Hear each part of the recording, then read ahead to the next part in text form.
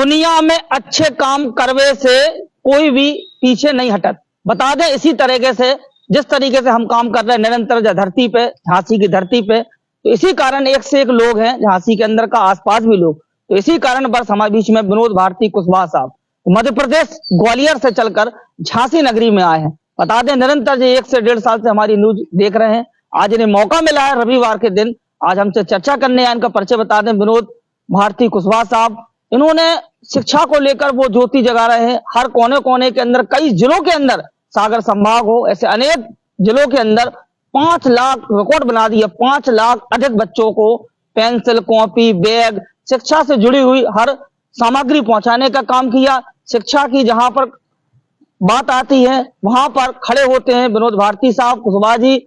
ऐसे अनेक काम करे शिक्षा को लेकर, निरंतर सेवा कर रहे हैं। आज हमारे चैनल पर झांसी नगरी में पधारे, इनका बहुत बहुत शुभकामना। वीरांगना रानी लक्ष्मीबाई झांसी नगरी के अंदर जानते हैं कुशवाहा जी से कि आखिरकार 5 लाख शिक्षा शिक्षकों को, बच्चों को इनकी टीम ने पेंसिल, रबड़, कॉपी, पेन बांटने का काम किया। वाह, इसके बाद भी ऐसे कई अनेक हैं शिक्षा की जोत जगाने के लिए। पद यात्रा भी इन्होंने निकाली 200-250 किलोमीटर तक की, कई बार इन्होंने पद यात्रा निकाली। इनसे जानते हैं भाई साहब कैसों का अपना सिस्टम है, कब से शुरुआत करी थी आपने? धन्यवाद सबसे पहले आपके देव न्यूज को और आदरणीय इसके चैनल के हेड देवेंद्र भैया जी कि आपने एक बुंदेलखंड की जो धरती है झांसी में हमें यहाँ सम्मान देने का काम किया। और केवल पैसे के लिए आपने नहीं दिया सम्मान हमें, नहीं तो बहुत सारे न्यूज चैनल हैं, पत्रकार जो पैसे के लिए काम करते हैं। आप भी एक गरीबी से निकले हुए व्यक्ति हो, आपने केवल सम्मान दिया, हमारे काम को सम्मान दिया। गांव गरीब किसान मजदूर के लिए जो हम लोग वर्ष 2008 से शिक्षा को लेकर मध्य प्रदेश, उत्तर प्रदेश जो काम कर रहे हैं शिक्षा को लेकर, हम लोग शिक्षा जन जागृति अभियान के तहत हम लोग शिक्षा बचाओ, बचपन बचाओ, जीवन बचाओ, जन संवाद अभियान, उसके लिए तो आपके साथ सबसे पहले तो मैं आपको धन्यवाद, आपके जो भी दर्शक हैं उन सब लोगों को मैं धन्यवाद देता हूँ। जरूर आपके इस चैनल के माध्यम से उन तक हमारा संदेश जाएगा कि आपने इतना सम्मान दिया। सारी टीम की ओर से, सारे समाज सेवी की ओर से आपको बहुत बहुत धन्यवाद। उमंग कब से आई जा समाज सेवी करवे की, कैसी स्थिति, शुरू से बताओ, स्थिति कैसे रहा, घर की कैसी स्थिति रही? बहुत बढ़िया, आप तो जमीनी पत्रकार हो। हम क्या है, हमारा जो जन्म हुआ है बिल्कुल गरीबी में हुआ है। हम भिंड जिले के रहने वाले हैं, मछंड और मेहना तहसील हमारी है। बिल्कुल अत्यंत गरीबी में हम 7 भाई 2 बहनें, और हमारे पास कोई खेती भी नहीं है। हमारे पिताजी कोई बड़ा धंधा भी नहीं करते, कोई नौकरी भी नहीं है। तो हमने वो चीजों को हमने अभाव में जब मैंने देखा, और हमारा जो लालन पालन हुआ है, वो हमारी जो पढ़ाई शिक्षा दीक्षा हुई है वो हमारे नाना जी थे स्वतंत्रता सेनानी, उनके यहाँ हुई, नाना जी मौसी जी के यहाँ हुई।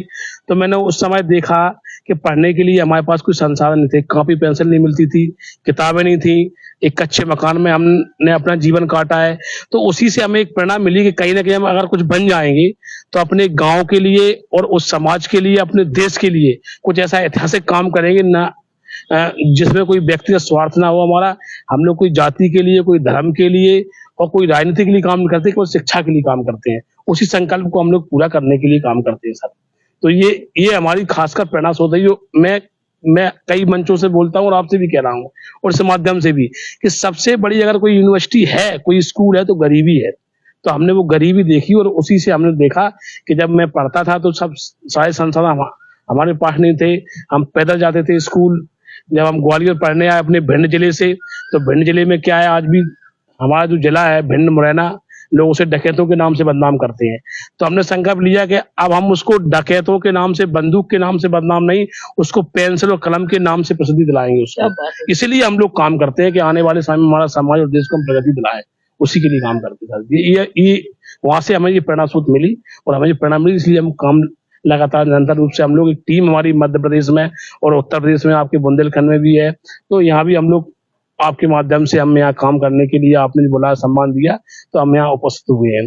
अनेकों जगह हमने सुना आपका कि महापुरुषों की आप तस्वीरें भेंट करते हो, इसका क्या मुख्य कारण? हाँ, देखो क्या है कि जैसे महात्मा फुले जिन्होंने शिक्षा के लिए काम किया, भारत की प्रथम महिला शिक्षा राष्ट्रमाता सावित्री फुले, उन्होंने शिक्षा के लिए काम किया। तो हम उन्हीं की थीम पर शिक्षा के लिए काम करते हैं। हम लोगों का मानना है किसी देश का और समाज का सही विकास तब संभव है जब शिक्षित हो जाएंगे लोग, और शिक्षित नहीं होंगे तो पूरा विकास संपूर्ण होना संभव नहीं है। उसी तारतम्य में हम लोगों ने अभी 13 अप्रैल 2025 को एक भारत की प्रथम महिला शिक्षिका राष्ट्रमाता सावित्री फुले गरीब आवास शिक्षा केंद्र भी खोला है। इसमें गांव गरीब किसान के बच्चों को हम निःशुल्क रहने के लिए हमने सुविधा उपलब्ध कराएंगे। और एक संकल्प हमने और लिया है सर कि एक विश्वविद्यालय भी हम लोग बनाने जा रहे हैं अपनी पूंजी से, जिसमें हमारे समाज सेवी साथ में हमारे प्रमोद कुमार कुशवाहा जी हैं जो भिंड जिले से हैं, उन्होंने भी लगभग अपना जीवन समर्पित करने का संकल्प लिया है। हमारे सुभाष कुशवाहा जी हैं जो भी ग्वालियर से ही हैं, और हमारे करण सिंह कुशवाहा जी हैं, भगवान सिंह कुशवाहा जी हैं। ऐसे 5-10 लोगों ने मिलके हम लोगों ने संकल्प लिया कि ऐसी यूनिवर्सिटी खोलेंगे जिसमें कोई गरीब के बच्चे को नो प्रॉफिट नो लॉस पर काम करते हम लोग, न कोई मुझे लाभ चाहिए और न कोई मुझे हानि हो, उस पर हम लोग काम करते हैं।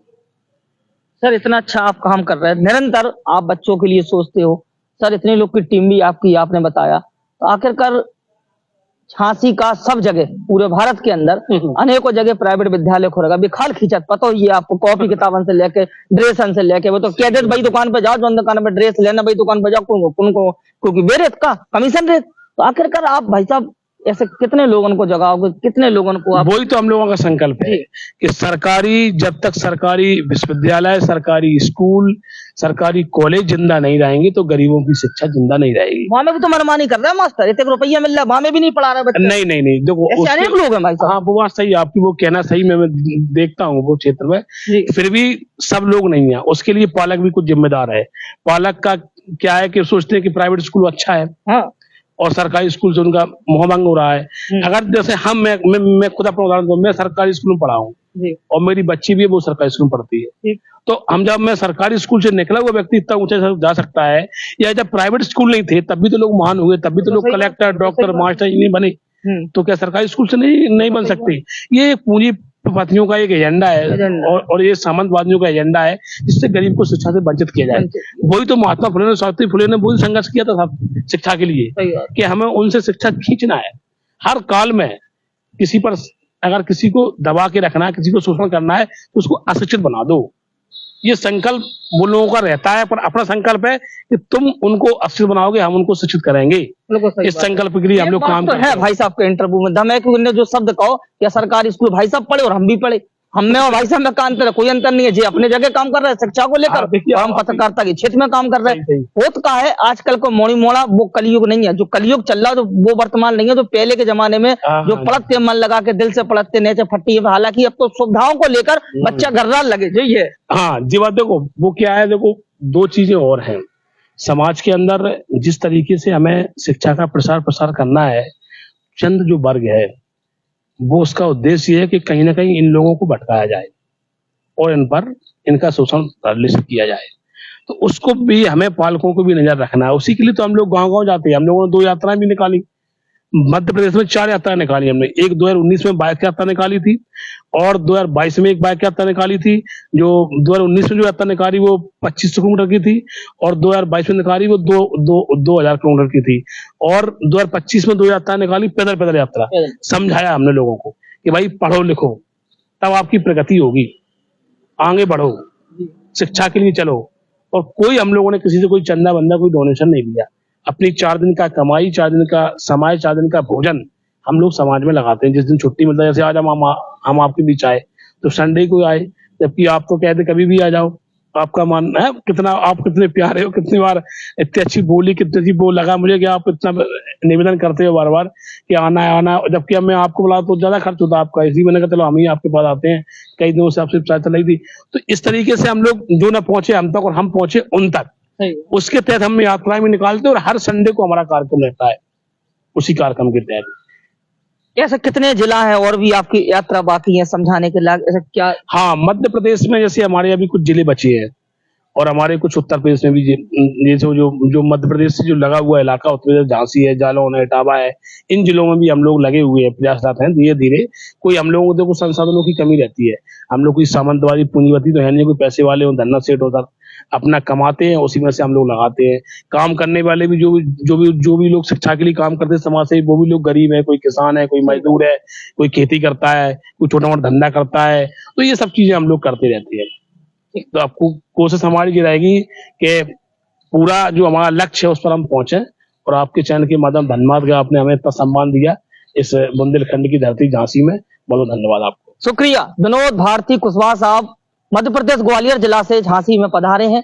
इन्होंने संक्षेप में बताया कि जिस तरीके से शिक्षा का अभाव हर जगह है, वास्तविकता इनकी बातों से हम भी एक जागरूक हुए। जहां भी कमी होगी विनोद साहब आपकी हमारे लिए, वहां हम तत्पर खड़े होंगे। शिक्षा की जोत जगाने के लिए कंधे से कंधा मिलाकर इनकी टीम में सहयोग देंगे, साथ रहेंगे, हमेशा साथ रहेंगे, क्योंकि आज शिक्षा का अभाव इतना है कि बच्चे पढ़ लिख नहीं पा रहे, बहुत ज्यादा परेशान है, क्योंकि नौकरी तो लगने नहीं, पता है कि अब सबको प्राइवेट सेक्टर होगा, क्योंकि इसलिए बच्चा को पढ़ लिख के अपनी शिक्षा पे खड़े होकर आगे बढ़ने का काम करेगा। धन्यवाद, नमस्कार, जय हिंद।